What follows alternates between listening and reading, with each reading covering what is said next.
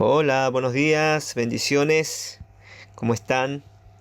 Bueno, hoy es 15 de mayo del 2020. Continuamos con el Deuteronomio capítulo 18, versículo 15 al 22. Deuteronomio capítulo 18, versículo 15 al 22. Como siempre voy a leer la versión NTV. Hoy vamos a eh, leer varios versículos, así que tengan sus Biblias ahí, porque va a estar muy lindo. Dice: Moisés siguió diciendo: El Señor su Dios les levantará un profeta como yo de entre sus hermanos israelitas.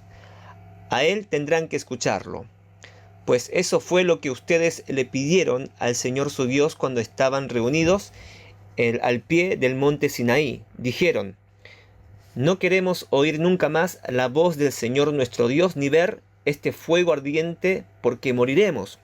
Entonces el Señor me dijo: Lo que el pueblo dice es cierto. Levantaré un profeta como tú de entre sus hermanos israelitas. Pondré mis palabras en su boca, y él dirá al pueblo todo lo que yo le ordene.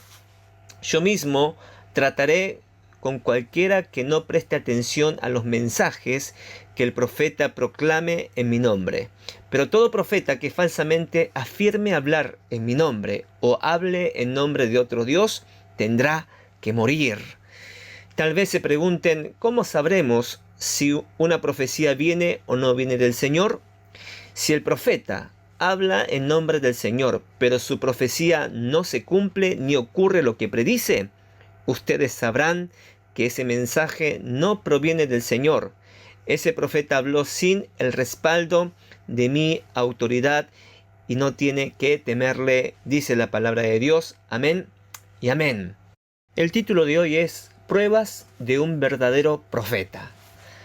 Antes de seguir, quisiera desarrollar brevemente los versículos anteriores, o sea, de ayer, del versículo 9 al 14.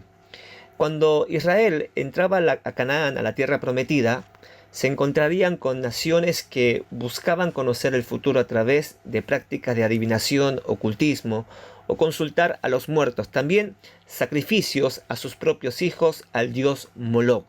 Y justamente todas estas prácticas la Biblia llama cosas abominables para Dios. Ahora, ¿quién no le gustaría saber el futuro? ¿Con quién me casaré? ¿Cómo me irá en el futuro? ¿Qué va a pasar de mi vida en el futuro? No podemos negar que a todos nos encantaría saber el futuro, ¿sí o no? Dígame, ¿quién en alguna vez de su vida no miró el horóscopo? Sí, yo también, cuando era más jovencito, cuando no tenía ese encuentro con el Señor Jesús, también miraba el horóscopo chino o el horóscopo de los zodíacos, ¿no? Para ver, uy, ¿qué me va a pasar mañana? También antes yo hacía eso. Pero bueno, después de conocer a Cristo ya no, ¿no? Y espero que hayan dejado toda esa práctica en el nombre de Jesús. Y si lo estás haciendo, renuncia a esas prácticas, porque para Dios es abominable eso. ¿Por qué es abominable para Dios?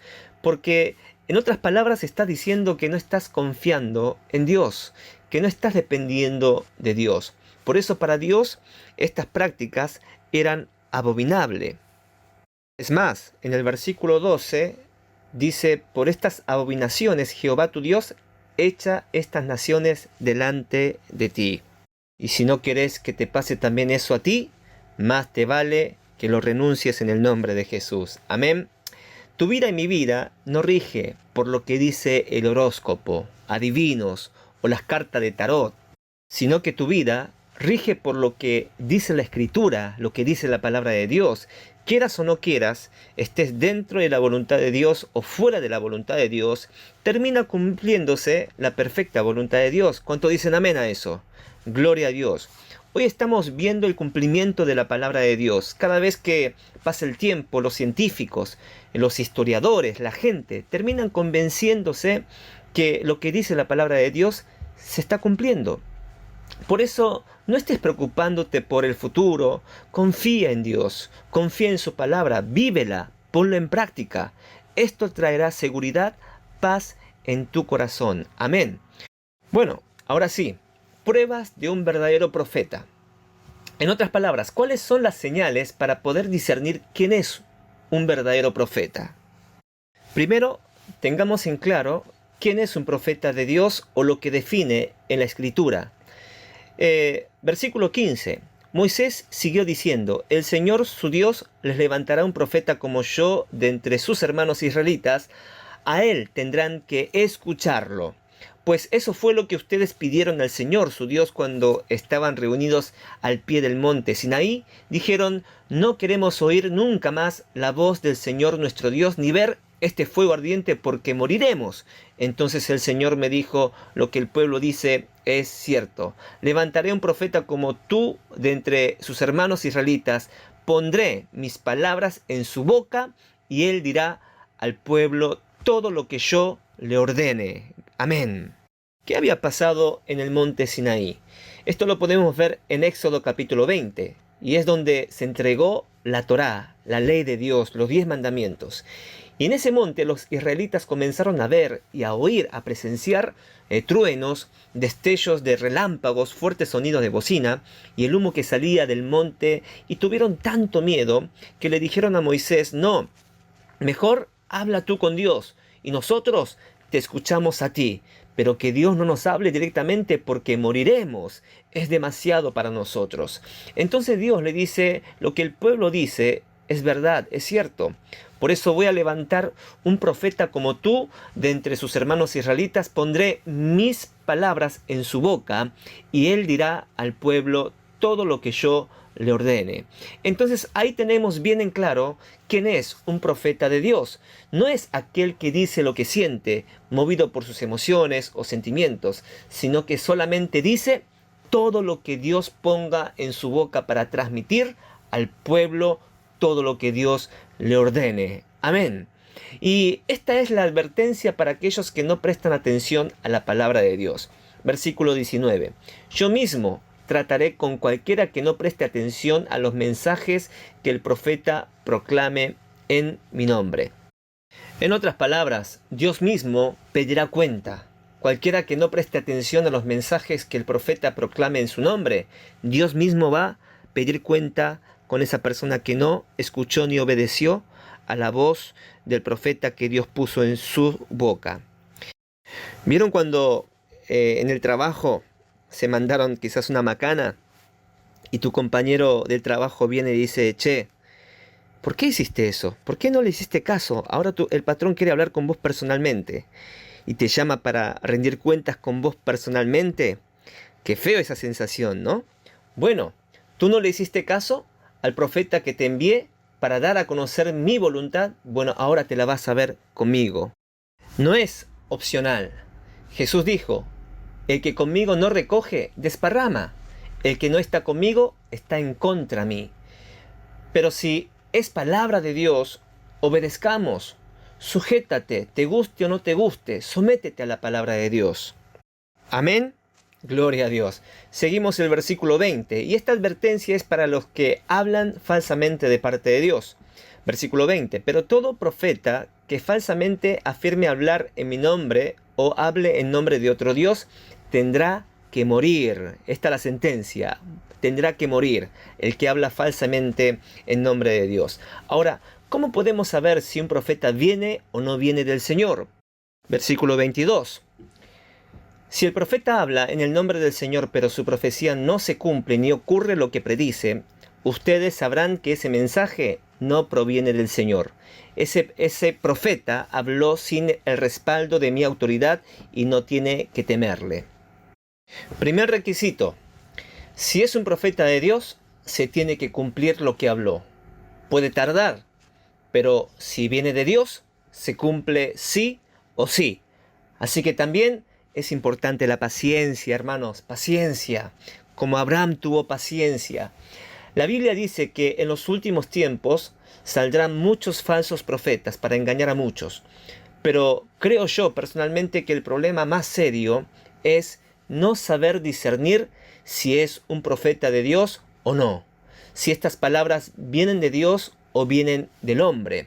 Por eso el apóstol Juan describe sobre este tema en 1 de Juan capítulo 4 versículo 1: queridos amigos, no les crean a todos los que afirman hablar de parte del Espíritu Santo.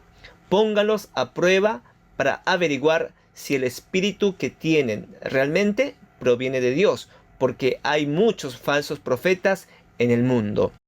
Por eso, hay que averiguar, hay que probar a través de la palabra de Dios si es verdad o no es verdad.